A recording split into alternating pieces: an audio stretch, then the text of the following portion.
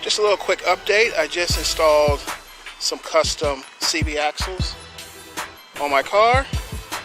They should handle up to 350 horsepower for when I upgrade the engine. But I also went up with larger tires. You know, I already went with the 235 millimeter in the back. As you see here, the fitment is perfect. But also just upgraded the fronts.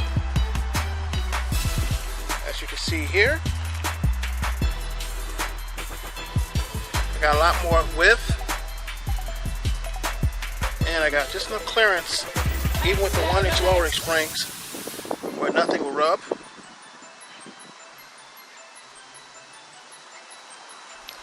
And they look good too.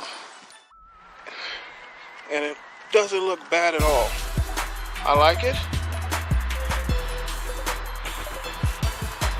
Until next video, I'll see you.